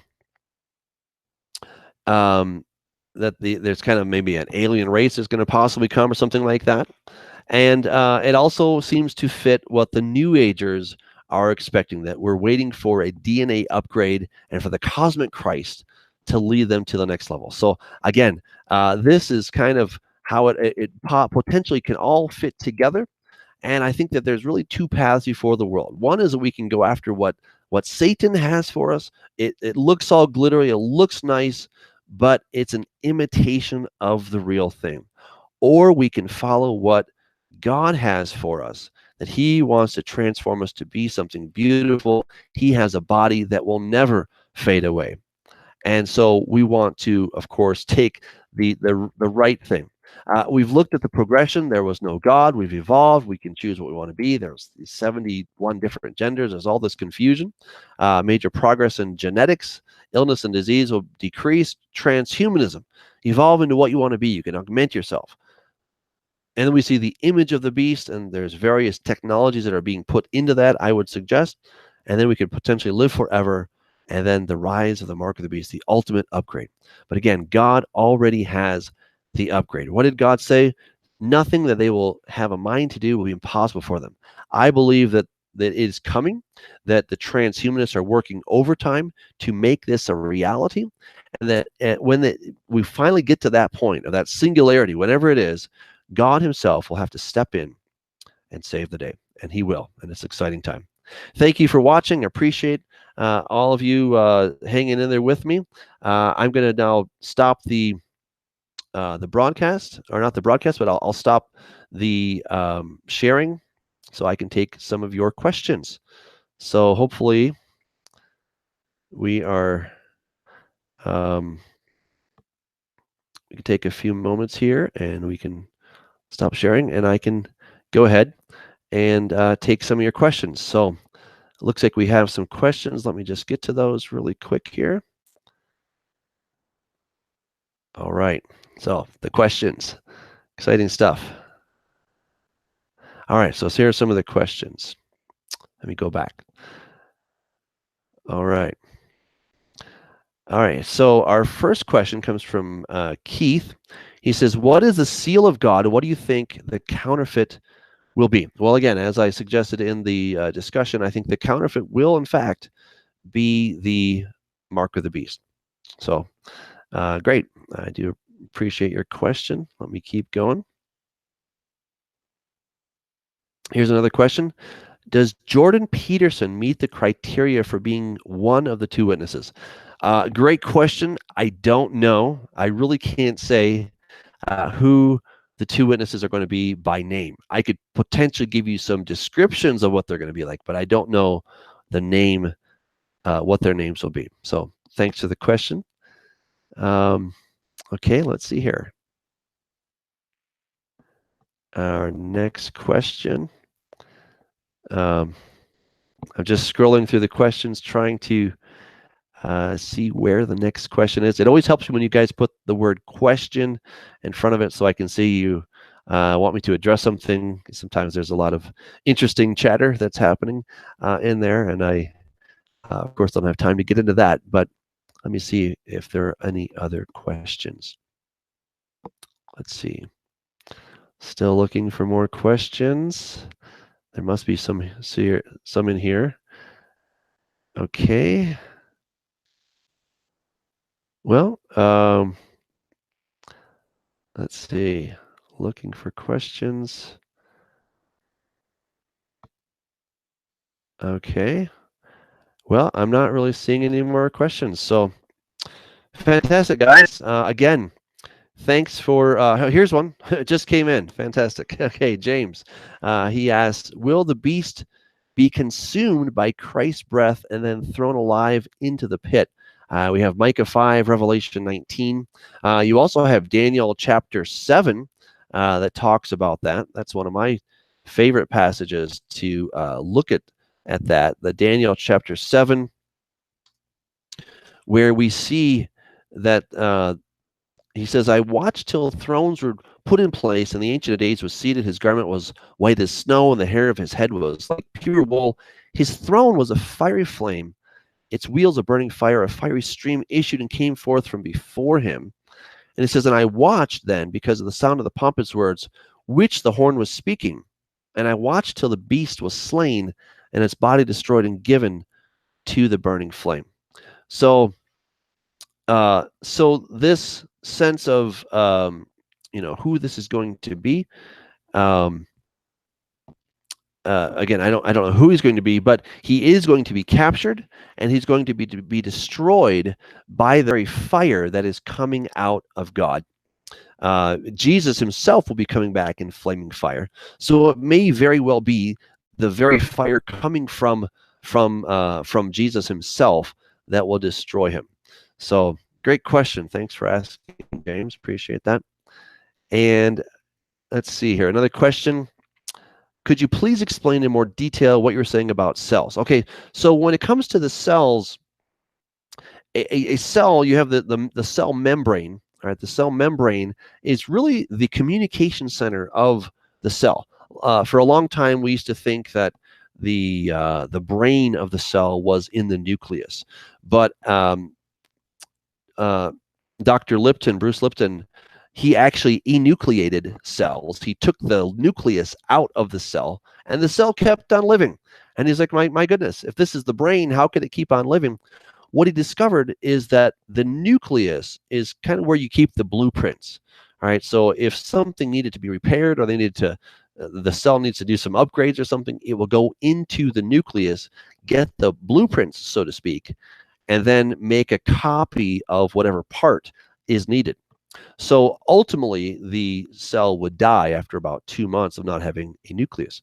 But where there's really the communication is at the membrane level. So if at the membrane it's getting a signal from the brain, times are bad, we're in big trouble, shut down everything. Okay, then it literally will shut the doors, and nutrients cannot get into the cell. And what that means then is, if somebody is forced to take the mark of the beast, but in their heart they're saying, I don't want this thing, I want nothing to do with this, then the cells are going to close up, and they're not going to receive whatever that strand would be.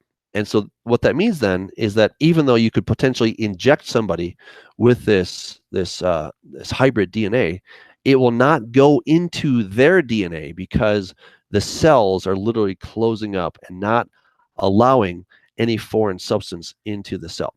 So that's the good news, is there's kind of there seems to be this fail-safe mechanism that God has put in place so that people's DNA cannot be changed against their will. So great question. It's a great question. Question, what do you think about the various supposed evidence about the Catholic Church creating Islam? It's an interesting question. I think sometimes we look at some conspiracies and we assume that there's too much of a mastermind, that somebody is really pulling all the switches. I think sometimes things just happen. Now, I would definitely suggest that some of the activities of the church may have helped in the creation of Islam. All right, so some of the weird doctrines and whatnot, and making it more difficult to come to Christ, could have helped build, set the stage for the creation of Islam, or that there's just a sense of, really, that's what we're all about? No, we're going to do something else. But as far as the Catholic Church, kind of going behind the curtain and saying, we're going to create this thing called Islam, I don't believe that at all. I think that's just it's just conspiracy conspiracy thinking, and it's not based in reality. But again, could, because of some of the the weird things that the church was doing, have led to the creation of Islam? Sure, I think that is entirely possible. So, very good. Let's see here. Give us your thoughts on the two witnesses. My thoughts on the two witnesses, I'm inclined to think that it's probably Moses and Elijah. All right. Now, again, could it be Enoch? I don't know. Could it be neither of them? That's also a possibility. Okay, that's also a possibility. But my current thinking is that as far as I can tell, the two that seem to be represented probably the best would be Moses and Elijah. But I think it's really speculation. We can't say, and so I'll be the first to admit it's speculation, and it's just a guess, and I could be completely wrong about that. So, so just take that with a grain of salt. Frank asks, why do so many people allegorize so much of scriptures? Thank you for answering my second question. You're welcome. Why do they allegorize scripture? Well, the thing is, if you are anti-Semitic and you think that God hates the Jews or he hates Israel, and now all of those things have been transferred to the church, the only method of interpretation you could really use that will be consistent, I'm not saying right, but will be consistent with its own system, is an allegorical interpretation. All right. So if you're saying, well, look, the Jews rejected Jesus, and so now God has rejected them. All right. And now he has this new people. He has this new entity called the church. So the question is, how do you take all those promises made in the Hebrew scriptures and now apply them to this new thing called the church? The only way to do that is to allegorize it. Otherwise, you have to say, well, it says that it's talking about Israel, and I'm not ethnically Israel, people might say. So how could that happen? Well, it's allegory. All right. And so I think that is the reason. A lot of people do it because they're looking for a way to have a consistent method of interpretation. All right. And people are not so much upset that it's maybe the wrong method, but people really don't like it when their method of interpretation is inconsistent within itself. Okay. So I used to be a dispensationalist. I am no longer today, but I will say this, that there are people who have made some theological choices, one being that we are not in the new covenant currently. Why would people say that? Because they want to be consistent within their own framework. So if you buy into the dispensational model, and you say, well, there's Israel back here, and there's the church over here, and then you read something like Jeremiah 31:31, where it says, behold, the days are coming when I'll make a new covenant with the house of Israel and the house of Judah, right? And you're like, well, wait a second, I'm neither of those, so how can I be in the new covenant when I'm neither of those? I'm this other thing called the church that's going to get raptured out. So again, people do those kind of, I would say, bizarre interpretations, but they do that so they can be consistent within their own framework. And that's one reason that people are attracted to the allegorical method, because it maintains a consistent method of interpretation, even though I would suggest that it's greatly flawed, but it's still consistent within its own framework. And so, great question. Alana says, so Satan's or beast DNA will be willingly injected in humans. Could he appear as a fake alien? I absolutely think so. My perspective on the beast is that he is going to be somebody who is kind of a chameleon, that to the Muslims, he's going to look like the Mahdi. All right. To some Jews, not all Jews, but some Jews, he might look like the Mashiach. All right. To some New Agers, etc., he might look like the Maitreya, right? Or the cosmic Christ, or whatever you want to call him. To people who are looking for UFOs, he's going to look like an alien, all right? And so I believe that every group will have their reasons to say, this guy fits the bill. This guy is our man. And that they're going to look at him, and they're all going to kind of see him as fulfilling their definition of what this end times savior ought to be. But it's interesting because the whole world is going to be persuaded by this person. So he must be somebody that is going to fulfill some type of their prophecies or whatever it may be in their tradition. And so that when they see him, they're like, oh yeah, this is the guy, because he matches all these different points. And so he's the guy. So yeah, could he look like a fake alien? Absolutely. He can look like a lot of things. I think probably a number of Muslims will think that he is in fact the Mahdi. So again, this is why there will be an incredible amount of deception at that time. And I'm really excited because this is all going to be in the movie. We have all of this written in. It's pretty exciting stuff to see. Yeah, Bruce Lipton, I know he's on YouTube. I don't agree with everything that Bruce Lipton says, just a disclaimer, all right? He does kind of lean in some New Age perspectives on some things, so I'm not endorsing that. But what I do appreciate about him is that he what is and was a molecular biologist, and so he knows the stuff when it comes to molecular biology. His conclusions as far as how we got here in spirituality, that's another question, and I don't endorse those things. So yeah, James says, if forced to take the mark of the beast, I will be in a total fight and freak out mode. There you go, good idea. It's great. So all right, let me see if there are any other questions. Looks like I think we got, just when I said that, there's some more. So here, question, what is the mark of God? You answered that, well, the beast. I don't know. I don't know what the mark of God is. Now, if you want kind of what do I imagine it could be? Maybe the angels are going to put their hands on people. And I remember in the Lord of the Rings, when the ring in the fire, it was emblazoned and it had that kind of glowing sense. Maybe the angels will put their hands on certain people, on the 144,000, and there will be this kind of, maybe it'll say Yehevavhe in Paleo Hebrew, right? And then maybe it'll stay glowing, maybe it'll go away. I don't know. This is speculation on my part. But maybe it'll be something like that. I would suggest it's probably going to be the name. But, again, if the 666 represents the name of the beast, then the mark of God is probably going to be the actual name of God. But again, speculation. So take that with a grain of salt. Do you believe that this is the second time Satan is attempting to take over the world, such as in the days of Noah? Yes, I absolutely do. I think the difference is that this time he will be personally involved. What happened in the days of Noah, it seems that he himself was not actually involved. Why do I suggest that?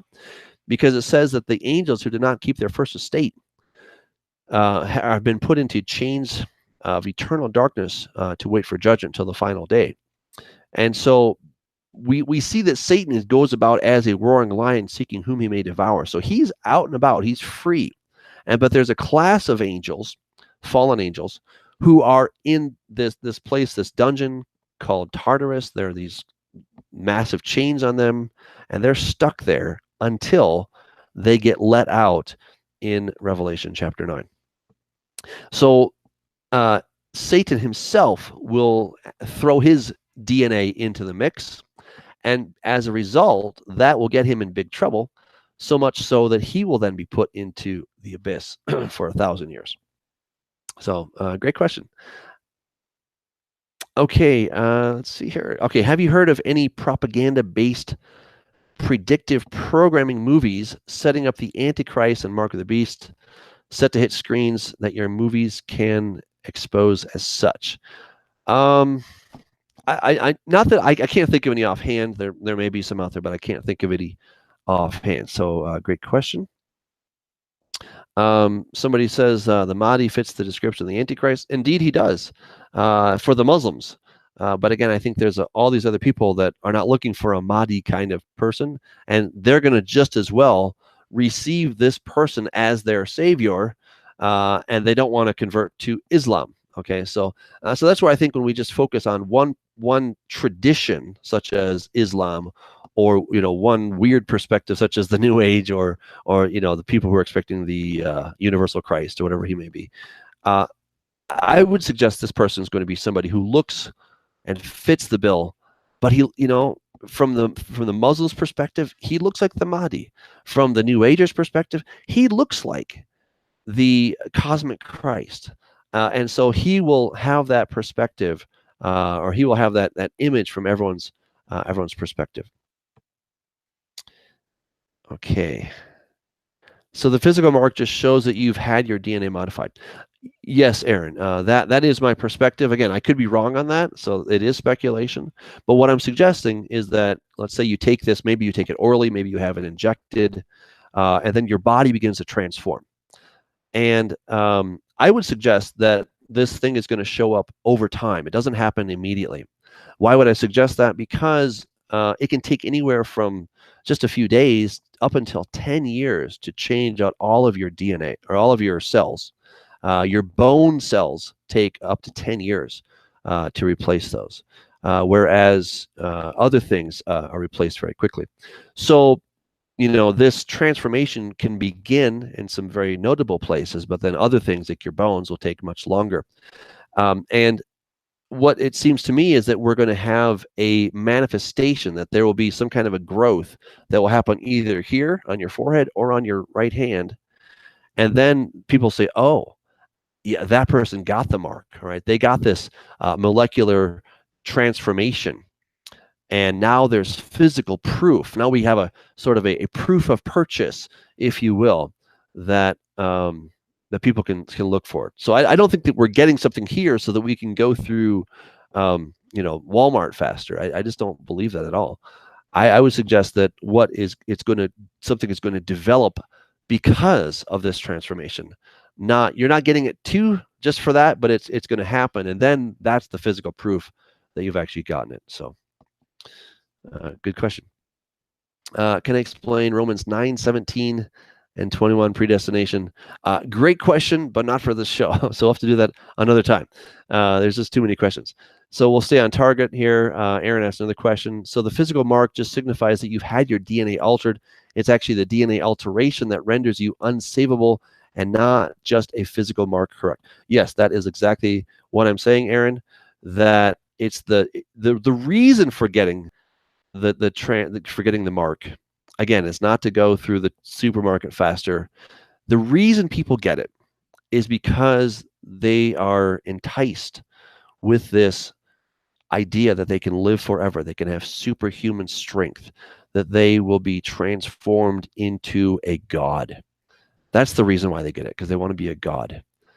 And that's what the transhumanists are working toward, as I showed in the presentation. That's what they're working toward. They're working toward becoming gods. And now that is a good reason to change your DNA to become a god, not just so you can buy your Starbucks faster. I mean, come on, it doesn't take that long, right? So, and so then the physical mark is an outgrowth. All right, it's something because your DNA has changed that this little thing just seems to happen. It's the scar that's left over. It's the byproduct. It's the side effect of this transformation, right? Just like if you take some medications, your hair might fall out, you might get an ulcer, etc. The side effect of this thing is that you have this physical mark on your hand or on your forehead. Now, again, that is speculation on my part, but as I've been studying this, that seems to make the most sense with the facts that we have to work with. So, good question. Isn't the beast indwelt by the devil? It's a good question. Now, he may actually be physically indwelt. It's possible, but there might be another solution. What if, when Satan gives his DNA to the beast, and then this man becomes a beast, he becomes a hybrid, that now there's actually a real bond. There's a connection between Satan and the Antichrist, so that Satan may not need to possess him, because possession is a spiritual entity inhabiting or possessing a physical body, so that that spiritual entity can have a physical presence in this physical world. But if you have now someone who is commingled with Satan, and he has his DNA, it's very possible, I think it's likely, based on the idea of quantum entanglement, that we would actually have a quantum connection between Satan and the Antichrist. Satan is so pleased with this person. He believes in this person so much that he's going to give him his throne, his power, and his authority. I mean, Satan is really, really convinced.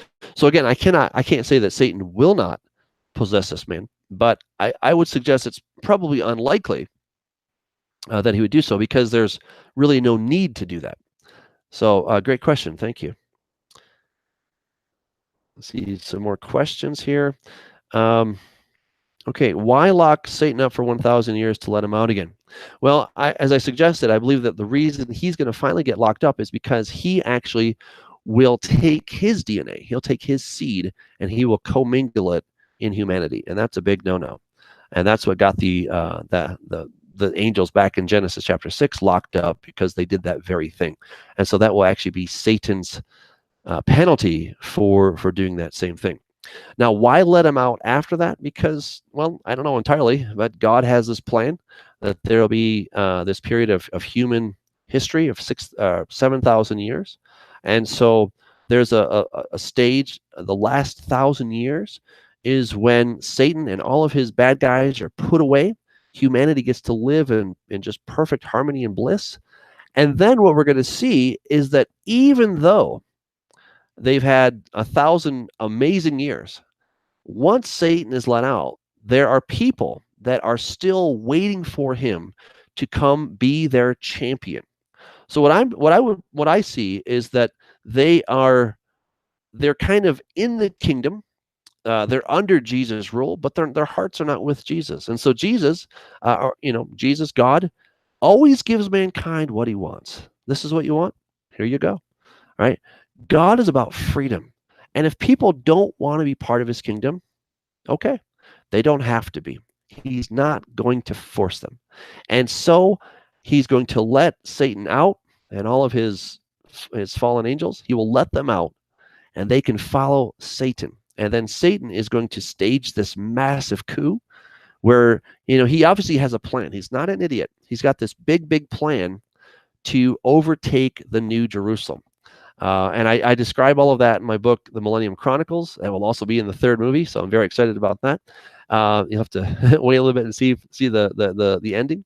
But he's got this plan as to how they can win. And I think that he believes that they're going to win. And that's why people are going to really follow him. But really, he gets out and people want him. They're waiting for him. They're hoping for him to come and be their to be their savior, to be their champion, if you will. So great. Let's see some more questions here. Okay, I'm looking for more questions. Who are the two olive trees and lampstands in scriptures, believers or Jews and Gentiles? Great question, Aaron. Let me just turn you to my friend Doug Krieger. He's written, let's see, so one of these books back here. I've got, The Two Witnesses. Okay, so check that out. Doug Krieger, he wrote a book called The Two Witnesses, and he has some great ideas about that.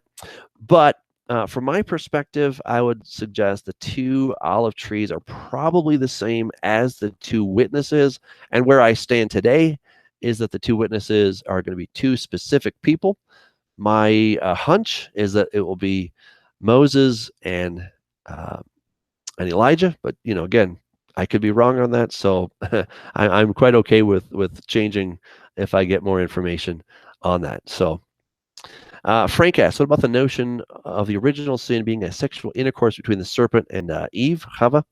I myself do not buy into that theory. I think that is a theory that really doesn't have any scriptural support. It says very clearly, and Adam knew his wife, Eve, and they had a son, Cain.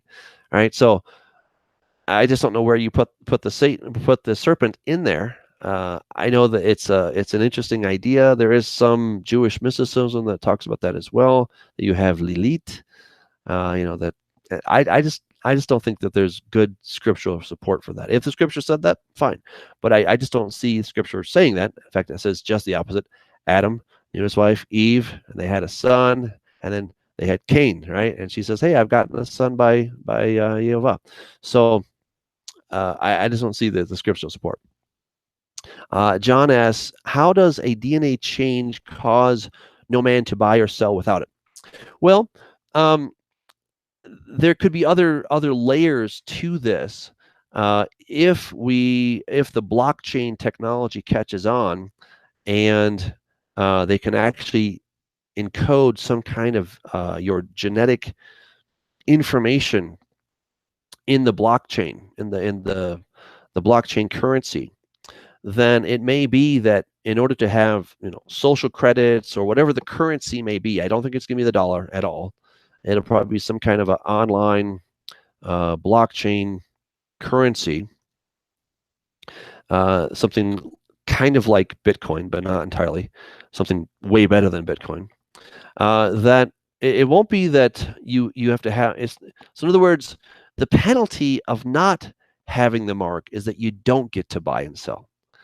But again, that's not the reason to get the mark. That's the penalty if you don't. You become an outcast. You become a pariah to the society, and you can no longer exist in it. And so you are shunned because presumably, there will be a kind of a grace period where you're expected to get it, and you don't get it immediately. But then, okay, you need to kind of get with the program.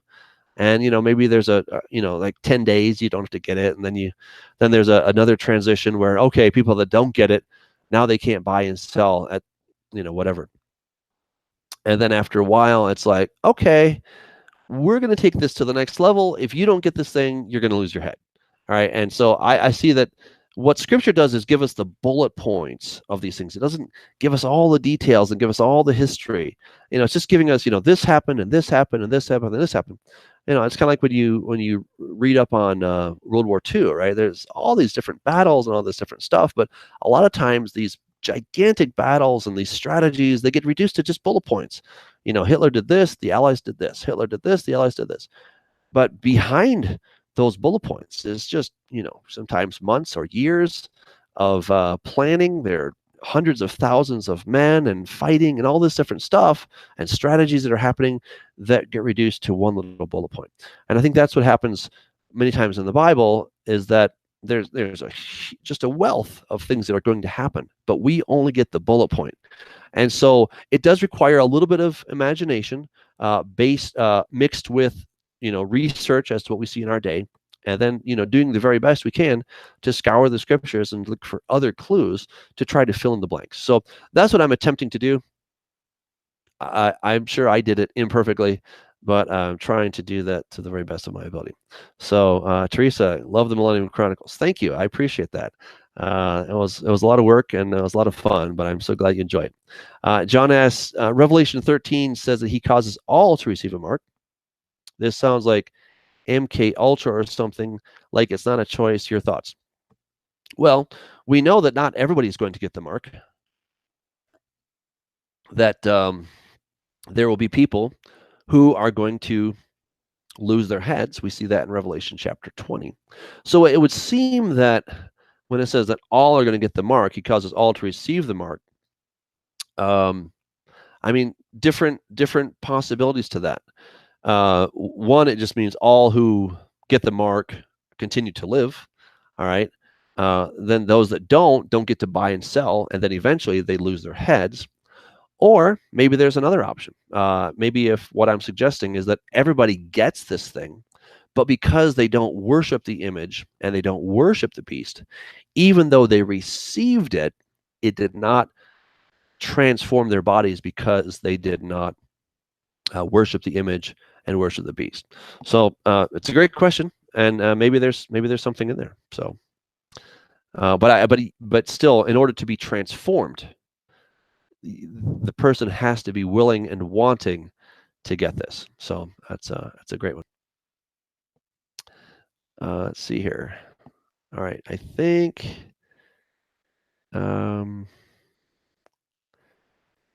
It's okay, Frank. I know you're not trying to stump me. I'm trying to give you the best I can with the knowledge I have. So, I'm going to end it on that note, guys. Thank you. This has been a blast. It's really been a lot of fun. We're at 2 hours now, so thank you for your great questions. Thanks for sticking in there and for all you do.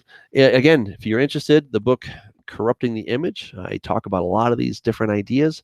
Also, I do have class lectures on this where I take a whole semester and I talk about this in great detail. There's the Rise of the Nephilim. I got lots of other DVDs and studies. You can either check them out on YouTube if you want to go to my website, douglashamp.com /store. You can get those DVDs there as well. Also, my things are on Amazon. So thanks again. God bless you guys. Until next time, all I can recommend is that you stay in the Word because God's Word is so good. Till next time, God bless.